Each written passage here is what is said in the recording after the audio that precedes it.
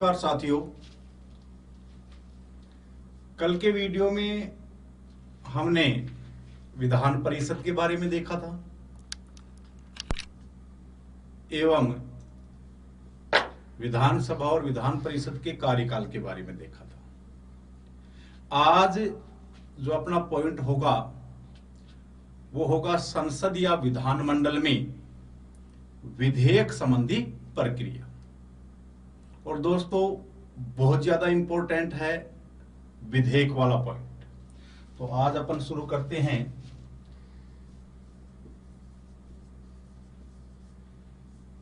विधेयक। पहले तो ये देखिएगा कि विधेयक ओब्लिक बिल होता क्या है। तो देखिएगा, ये आपकी संसद है जो मिलकर बनी हुई है राष्ट्रपति, लोकसभा, राज्यसभा। अब संसद के दो सदन हैं आपके, लोकसभा और राज्यसभा। इन दोनों सदनों में पहले प्रस्ताव लाए जाते हैं। प्रस्ताव का मतलब ही विधेयक है और वो विधेयक दोनों सदनों से पारित होना जरूरी है। और दोनों सदनों से पारित होकर के जैसे ही राष्ट्रपति की अनुमति मिल जाती है तो वह विधेयक किसमें बदल जाता है? एक्ट ओब्लिक कानून में बदल जाता है। जैसे अपन बात करें CAB और CAA, अभी जो नागरिकता वाला मामला चला था तो पहले ये विधेयक था, बिल था, सिटीजन अमेंडमेंट बिल। तो बिल पहले दोनों सदनों में लाया जाता है, विधेयक लाया जाता है, और वो बिल जैसे ही राष्ट्रपति की अनुमति प्राप्त हो जाती है तो बिल किसमें बदल जाता है? एक्ट ओब्लिक कानून में बदल जाता है। अब दोस्तों, विधेयक की जो श्रेणियां हैं वो मुख्यतः 4 प्रकार के विधेयक होते हैं। एक आपका साधारण विधेयक होता है, एक आपका धन विधेयक होता है, एक आपका वित्त विधेयक है और एक आपका है संविधान संशोधन विधेयक। और दोस्तों, बहुत ज्यादा इंपॉर्टेंट है, बड़े आराम से समझेंगे इसे। तो विधेयक की श्रेणियां कितनी हैं? तो विधेयक 4 प्रकार के होते हैं।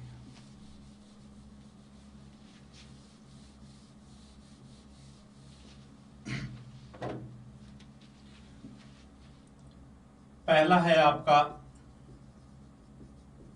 साधारण विधेयक, दूसरा है धन विधेयक, तीसरा है वित्त विधेयक और चौथा है संविधान संशोधन विधेयक। साधारण विधेयक का उल्लेख अनुच्छेद 107 में दिया गया है। धन विधेयक का उल्लेख 109 और 110 में दिया गया है। वित्त विधेयक का उल्लेख अनुच्छेद 117 में दिया गया है और संविधान संशोधन विधेयक का उल्लेख अनुच्छेद 368 में दिया गया है। पहले अपने इन विधेयकों को संसद के संदर्भ में देखेंगे और फिर अपन देखेंगे विधान मंडल के संदर्भ में। तो अब अपन पहला पॉइंट लेंगे साधारण विधेयक एवं धन विधेयक। कि साधारण विधेयक और धन विधेयक में अंतर क्या होता है। देखिएगा दोस्तों आराम से।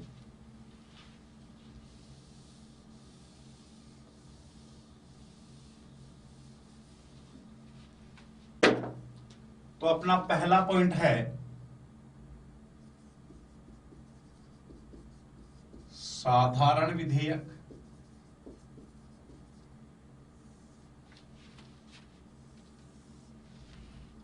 और धन विधेयक में अंतर। दोस्तों, साधारण विधेयक और धन विधेयक का जो उल्लेख है, पहली बात तो आप अनुच्छेद याद रखेंगे। इसका उल्लेख है अनुच्छेद 107 में है, और धन विधेयक का उल्लेख है 109 और 110 में। अब साधारण विधेयक और धन विधेयक में अंतर क्या होता है? पहला अंतर देखिएगा कि संसद के कितने सदन हैं। दोस्तों, 2 सदन है संसद की। एक आपकी है लोकसभा और एक आपकी है राज्यसभा। तो साधारण विधेयक में पहला पॉइंट यह कहा गया है कि जो साधारण विधेयक होता है वो संसद के किसी भी सदन में लाया जा सकता है, या संसद के किसी भी सदन से इसकी शुरुआत की जा सकती है। लोकसभा से भी यह प्रस्तुत हो सकता है, तो राज्यसभा से भी यह प्रस्तुत हो सकता है। तो पहला है कि यह किसी भी सदन से शुरू किया जा सकता है। यानी साधारण विधेयक है वो संसद के किसी भी सदन से क्या किया जा सकता है? शुरू किया जा सकता है। लोकसभा से भी हो सकता है, तो ये राज्यसभा से भी हो सकता है। अब धन विधेयक में क्या है? धन विधेयक में पहला है कि यह केवल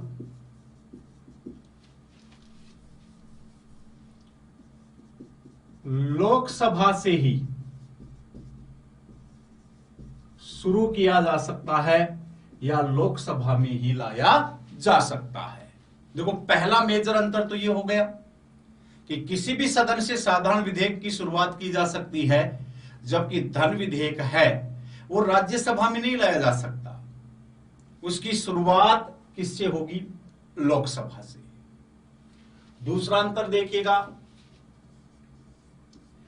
इसे कोई भी प्रस्तुत कर सकता है। देखिएगा दोस्तों, दूसरा अंतर कि साधारण विधेयक को कोई भी प्रस्तुत कर सकता है। कोई भी का मतलब क्या है?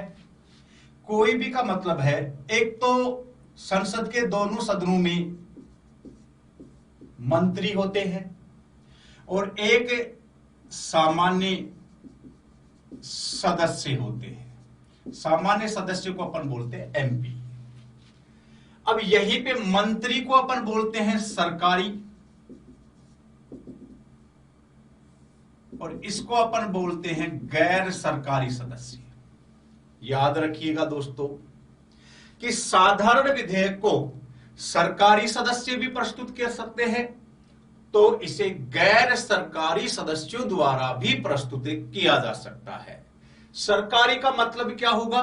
मंत्री, या अपन इसको दूसरे प्रकार से भी कह सकते हैं कि साधारण विधेयक को मंत्री भी प्रस्तुत कर सकते हैं, तो इसे सामान्य सदस्य हैं जो एमपी हैं वो भी इसे प्रस्तुत कर सकते हैं। कौन से विधेयक को? साधारण विधेयक को। लेकिन धन विधेयक में क्या अंतर है कि इस विधेयक को केवल मंत्री ही प्रस्तुत कर सकता है। दूसरा अंतर, बड़ा मेजर अंतर है दोस्तों, कि साधारण जो विधेयक है उसे मंत्री भी प्रस्तुत कर सकता है, तो उसे एक सामान्य सदस्य भी प्रस्तुत कर सकता है संसद का। मंत्री को अपने सरकारी विधेयक के रूप में भी, जो मंत्री विधेयक लाते हैं उसे सरकारी विधेयक कहा जाता है, और जो अन्य सदस्यों द्वारा लाया जाता है उसे गैर सरकारी विधेयक कहा जाता है। तो ये सरकारी सदस्यों के द्वारा भी हो सकता है, तो गैर सरकारी सदस्यों के द्वारा भी प्रस्तुत किया जा सकता है। लेकिन धन विधेयक को केवल मंत्री ही प्रस्तुत कर सकता है। तीसरा देखिएगा दोस्तों, तीसरा अंतर क्या है? तीसरा अंतर यह है कि संसद के कितने सदन हैं, मैं बार बार समझा रहा हूं। संसद के 2 सदन हैं दोस्तों, लोकसभा और राज्यसभा। बिल या विधेयक जब तक पारित नहीं माना जाता है जब तक वो दोनों सदनों से पारित नहीं होगा। यानी दोनों सदनों की सहमति चाहिए, लोकसभा की भी सहमति चाहिए तो राज्यसभा की भी सहमति चाहिए, और इन दोनों सदनों से पारित होकर के फिर ये कहां चला जाएगा? राष्ट्रपति के पास। और राष्ट्रपति की अनुमति मिलते ही वो विधेयक किस में बदल जाता है? कानून में बदले जाता है। तो यहां सुनना तीसरा अंतर कि साधारण विधेयक है। पहला पॉइंट मैं बता रहा था कि किसी भी सदन में शुरू किया जा सकता है या लाया जा सकता है। लोकसभा से शुरू हो सकता है तो राज्यसभा से भी शुरू हो सकता है। तो अब ये तीसरा अंतर क्या कह रहा है कि इसे कोई भी सदन 6 माह तक रख सकता है। जैसे साधारण विधेयक है, लोकसभा से शुरू हुआ, लोकसभा ने पारित करके इसे राज्यसभा को भेज दिया, तो राज्यसभा है वो साधारण विधेयक को 6 माह तक पेंडिंग रख सकती है। या राज्यसभा से शुरू हुआ, लोकसभा में गया, लोकसभा भी इसे 6 माह तक पेंडिंग रख सकती है। कहने का मतलब यह है कि साधारण विधेयक को कोई सा भी सदन, चाहे वो राज्यसभा हो और चाहे वो लोकसभा हो, दोनों इसे 6 माह तक रख सकते हैं। लेकिन इधर देखिएगा दोस्तों, धन विधेयक कहां आ रहा है? लोकसभा में आ रहा है। अब लोकसभा के बाद ये कहां जाएगा? राज्यसभा के पास। तो इसे राज्यसभा केवल 14 दिन ही रख सकती है। ये तीसरा मेजर अंतर है कि साधारण विधेयक को कोई भी सदन 6 माह तक रख सकता है, जबकि धन विधेयक को राज्यसभा केवल कितने दिन अपने पास रख सकती है? 14 दिन ही अपने पास रख सकती है। दोस्तों चौथा अंतर देखिएगा, चौथा पॉइंट क्या है साधारण विधेयक और धन विधेयक में? चौथा है कि यदि कोई भी सदन है 6 माह तक रख रहा है साधारण विधेयक को, और यदि 6 माह बाद भी वो पारित ना करे, तो दोस्तों याद रखिएगा साधारण विधेयक पर संयुक्त अधिवेशन बुलाया जा सकता है। यानी जब कोई भी सदन है वो 6 माह के बाद भी से पारित ना करे साधारण विधेयक को, तो संयुक्त अधिवेशन बुलाया जा सकता है। दोस्तों थोड़ी सी चर्चा अपन संयुक्त अधिवेशन के बारे में कर लेते हैं। इंपॉर्टेंट फैक्ट है कि संयुक्त अधिवेशन का उल्लेख किस अनुच्छेद में है? 108 में है। संयुक्त अधिवेशन बुलाता कौन है? संयुक्त अधिवेशन राष्ट्रपति द्वारा बुलाया जाता है, याद रखना। और इसकी अध्यक्षता किसके द्वारा की जाती है? इसकी अध्यक्षता की जाती है लोकसभा अध्यक्ष के द्वारा। याद रखिएगा कि संयुक्त अधिवेशन बुलाता कौन है? राष्ट्रपति। किस अनुच्छेद के तहत? 108 के तहत। और इसकी अध्यक्षता किसके द्वारा की जाती है? लोकसभा अध्यक्ष के द्वारा। बाकी संयुक्त अधिवेशन के बारे में विस्तृत जानकारी अपन जब संसद पढ़ेंगे वहां देंगे कि अब तक संयुक्त अधिवेशन कितनी बार हुआ है, क्यों बुलाया जाता है। एक कंडीशन तो 6 माह तक रख ली, 2 कंडीशन और हैं, उनकी विस्तृत चर्चा अपन अगले पार्ट में करेंगे। अब इधर देखिएगा, साधारण विधेयक पे क्या हो सकता है? संयुक्त अधिवेशन। क्यों हो सकता है? जब वो 6 माह बाद भी उस विधेयक को पारित ना करे। और संयुक्त अधिवेशन बुलाता कौन है? राष्ट्रपति बुलाता है। किस अनुच्छेद के तहत बुलाता है? 108 के तहत बुलाता है। इसकी अध्यक्षता कौन करता है? लोकसभा अध्यक्ष करता है। लेकिन धन विधेयक वाले मामले में समझिएगा कि धन विधेयक पर संयुक्त अधिवेशन नहीं हो सकता। दोस्तों बहुत अच्छा अंतर है कि धन विधेयक वाले मामले पे संयुक्त अधिवेशन नहीं हो सकता। और क्यों नहीं हो सकता बताइए कि धन विधेयक पर संयुक्त अधिवेशन क्यों नहीं हो सकता? तो इसका सीधा सा कारण है दोस्तों कि धन विधेयक है वो 14 दिन बाद स्वतः पारित मान लिया जाता है। भाई देखिएगा कि राज्यसभा धन विधेयक को केवल कितने दिन रख रही है? 14 दिन रख रही है। इसके बाद में यह प्रोसेस है कि राज्यसभा यदि 14 दिन बाद भी उसे अपनी अनुमति नहीं देती है तो 14 दिन बाद धन विधेयक स्वतः पारित मान लिया जाता है।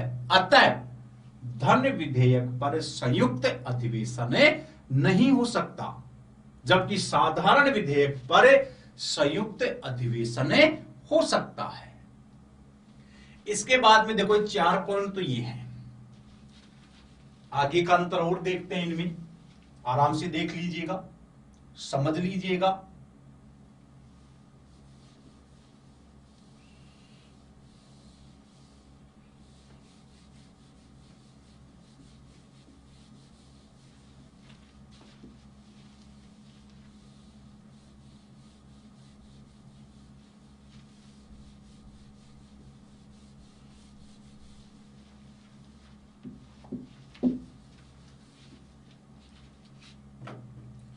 अब दोस्तों अगला अंतर क्या है साधारण विधेयक और धन विधेयक में?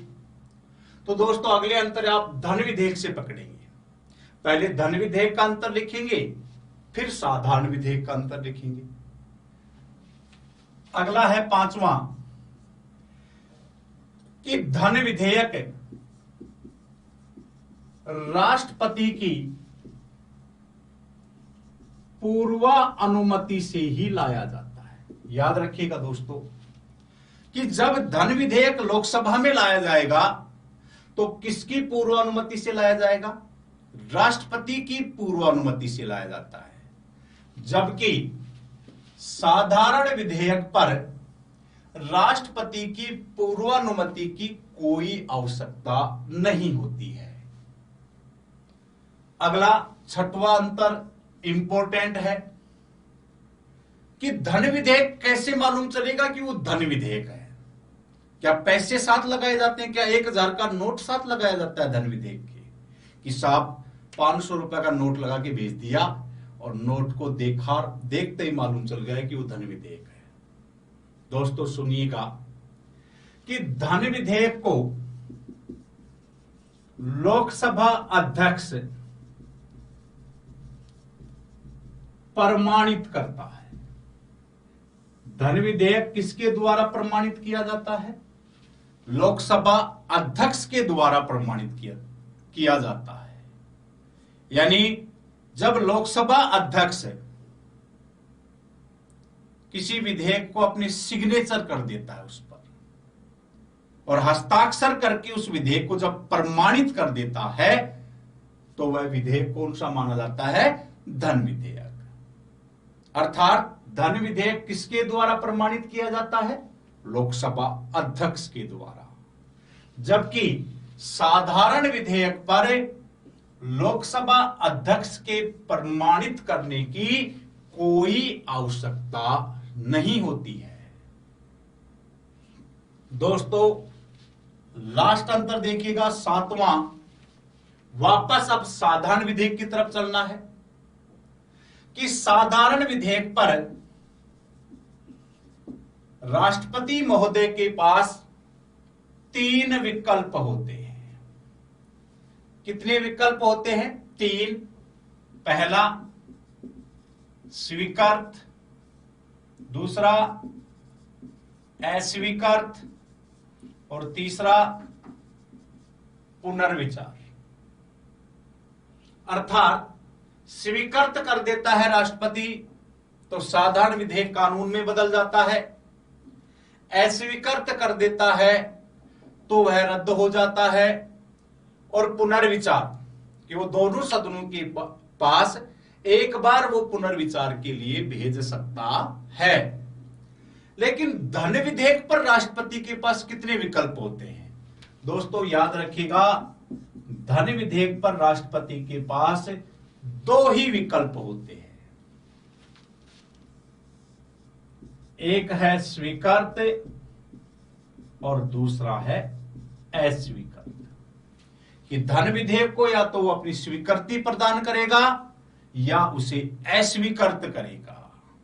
विशेष पॉइंट सुनिएगा कि धन विधेयक को राष्ट्रपति पुनर्विचार के लिए नहीं भेज सकता।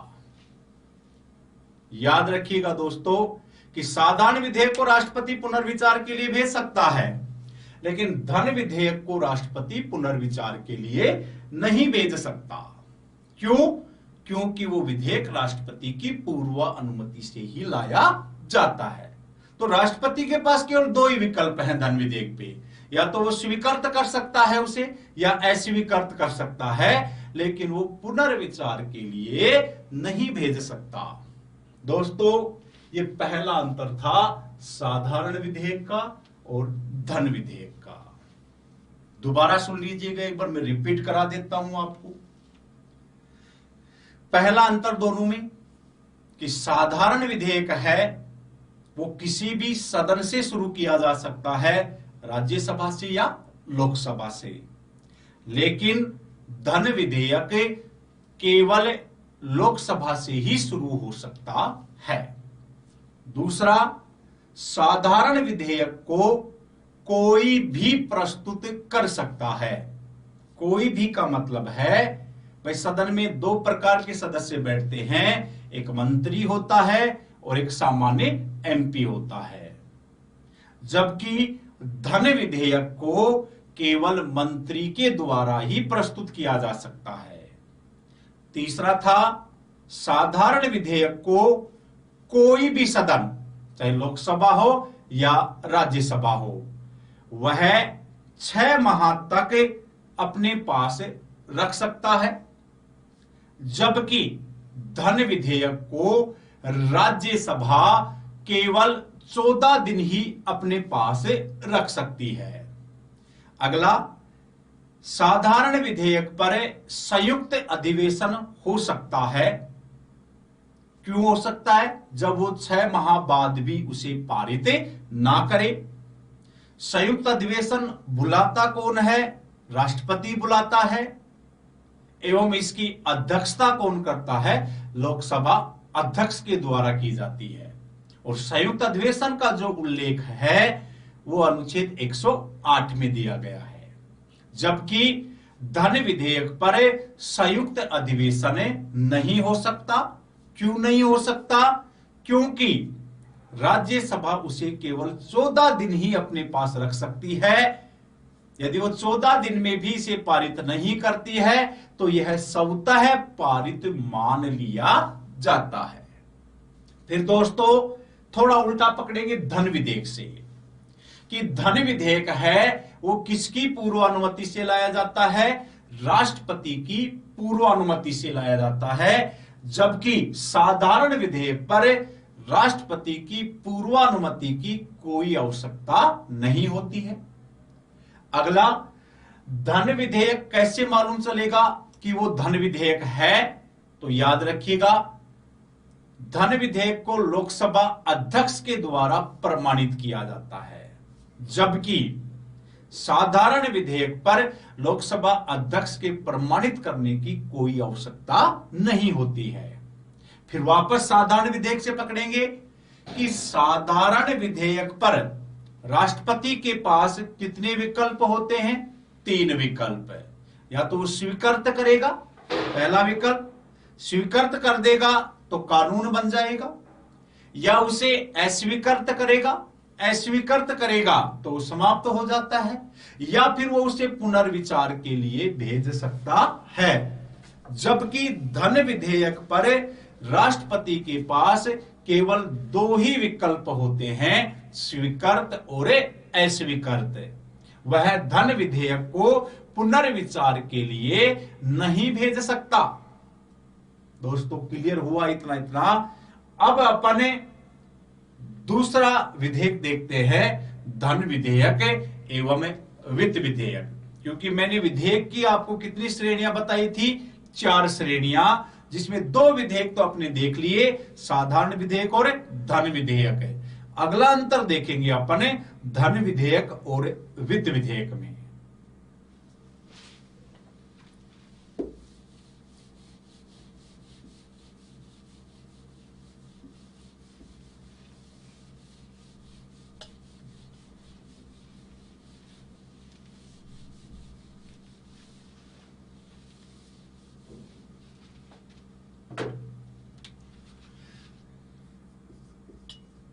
नेक्स्ट अंतर है दोस्तों धन विधेयक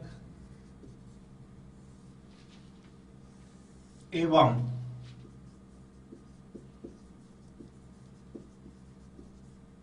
वित्त विधेयक में अंतर। धन विधेयक का उल्लेख वही था अनुच्छेद 109 और 110, और वित्त विधेयक का उल्लेख है अनुच्छेद 117 में। पहले तो दोस्तों मेजर अंतर क्या होता है कि धन विधेयक और वित्त विधेयक में वाकई में अंतर क्या होता है। तो पहले एक नॉर्मली सा मामला है, समझिएगा।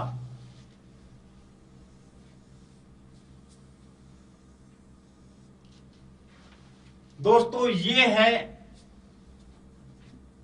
धन विधेयक, और ये जो बड़े वाला गोला दिख रहा है आपको वर्त के टाइप में, ये है वित्त विधेयक। अब जो मैं मेजर अंतर बता रहा हूं, एक सामान्य सा अंतर, कई बार पूछा भी गया क्वेश्चन है ये कि धन में और वित्त विधेयक में अंतर क्या होता है। तो याद रखिएगा, पहला कि सभी धन विधेयक वित्त विधेयक होते हैं। सभी धन विधेयक वित्त विधेयक होते हैं। तो दूसरा, प्रत्येक वित्त विधेयक धन विधेयक नहीं होता है। प्रत्येक वित्त विधेयक धन विधेयक नहीं होता है। ये तो था दोस्तों मेजर अंतर। आरएस में भी पूछा जा चुका है ये क्वेश्चन, हां या ना में। तो दोबारा देख लीजिएगा कि धन विधेयक और वित्त विधेयक में अंतर क्या होता है। ये छोटे वाला है ये धन विधेयक है, ये बड़े वाला जो वर्ग टाइप में आ रहा है ये वित्त विधेयक है। रीजनिंग का है दोस्तों क्वेश्चन थोड़ा सा, कि धन विधेयक है, सभी के सभी धन विधेयक क्या होते हैं? वित्त विधेयक होते हैं, लेकिन प्रत्येक वित्त विधेयक है वो धन विधेयक नहीं होता है। अब दोस्तों ये तो था अपना मेजर अंतर। यहां से क्वेश्चन ये हो सकता है, कथन कारण से भी दे सकता है, कथन कारण या हां और ना में भी ये पूछा जा सकता है, और पूछा भी जा चुका है। तो पहला अंतर तो आप ये याद रखेंगे। अब आपको ये ध्यान रखना है कि एक्चुअल में धन विधेयक में और वित्त विधेयक में कौन से मामले आते हैं। दोस्तों पहले तो ये अंतर समझ में आना चाहिए, फिर अपन मेन अंतर में चलेंगे। देखिएगा, धन विधेयक का जो उल्लेख है, प्रक्रिया है धन विधेयक की, वो तो संविधान के अनुच्छेद 109 में दी गई है।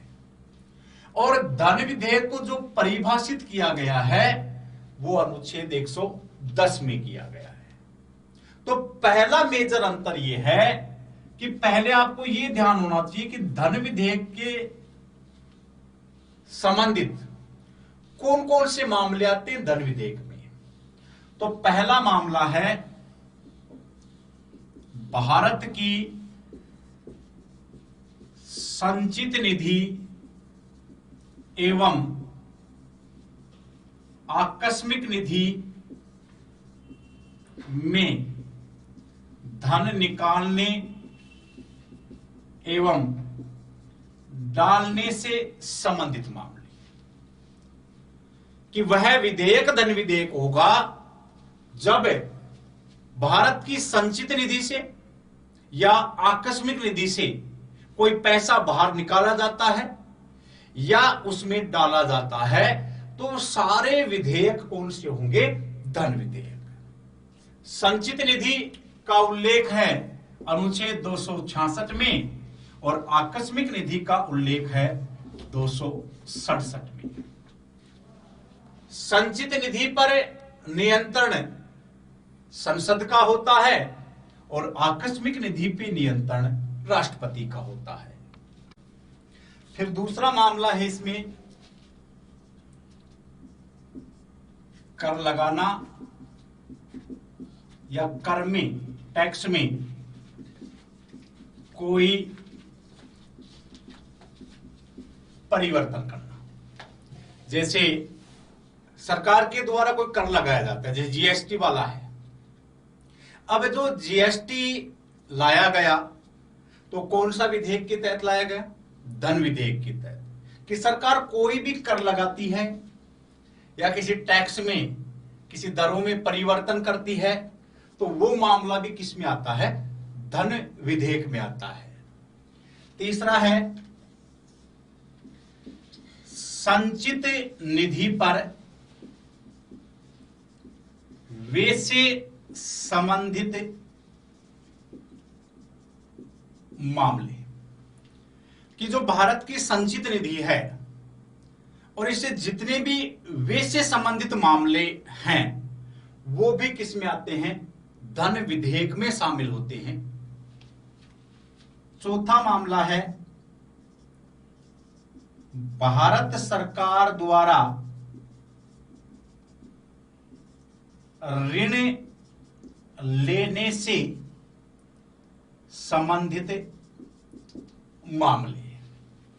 दोस्तों बड़ा इंपॉर्टेंट पॉइंट है कि धन विधेयक में कौन कौन से मामले आते हैं। भाई ये तो अपन को ध्यान चल गया कि धन विधेयक है, क्या क्या प्रोसेस है, राज्यसभा में लाया जाता है कि लोकसभा में लाया जाता है। ये तो अपन को ध्यान पड़ गया कि लोकसभा में लाया जाएगा और राज्यसभा इसे 14 दिन रख सकती है। लेकिन एक्चुअल में धन विधेयक में शामिल क्या होता है ये देखना है आप। तो धन विधेयक में दोस्तों फिर ध्यान रख लो, दो निधियां हैं, एक संचित निधि है, एक आकस्मिक निधि है। संचित निधि एवं आकस्मिक निधि से जितना भी धन निकाला जाता है या उसमें डाला जाता है वो सारे मामले धन विधेयक में शामिल होंगे। दूसरा, कर लगाना, कर में कोई परिवर्तन सरकार करती है, टैक्स से संबंधित जो भी सरकार मामला करती है वो भी किस में आएगा? धन विधेयक में। एक है संचित निधि पर दो प्रकार के व्यय शामिल होते हैं, खर्च किया जाने वाला व्यय है और एक भारित व्यय है। तो ये जो भारित व्यय से संबंधित जो मामला है या व्यय से संबंधित जो मामला है वो भी किसके रूप में आएगा? धन विधेयक के रूप में आएगा। और चौथा पॉइंट है भारत सरकार के द्वारा जो भी ऋण लिया जाता है, उधार ली जाती है, वो भी किस में शामिल होता है? धन विधेयक में। दोस्तों इंपॉर्टेंट ये 4 पॉइंट आप जरूर याद रखेंगे कि एक्चुअल में धन विधेयक होता क्या है। अब अपन बात कर रहे हैं वित्त विधेयक, जिसका उल्लेख अनुच्छेद 117 में दिया गया है। वित्त विधेयक में याद रखिएगा कि वित्त विधेयक में आय एवं व्यय से संबंधित मामले होते हैं।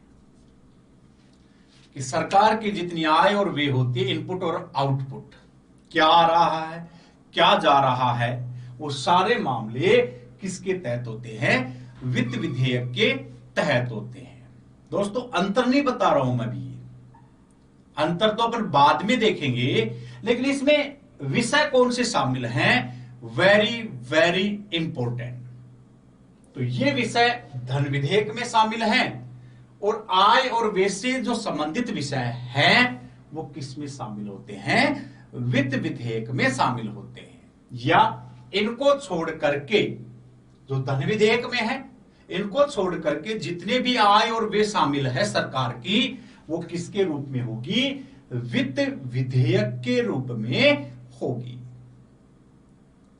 जय हिंद दोस्तों, आज इस वीडियो में अपन इतना ही देखेंगे। कल की क्लास में अपन देखेंगे कि धन विधेयक और वित्त विधेयक में क्या अंतर होता है। फिर एक अपन देखेंगे संविधान संशोधन विधेयक वाला मामला। इसके बाद में अपना विधेयक वाला कंसेप्ट क्या हो जाएगा? क्लियर हो जाएगा।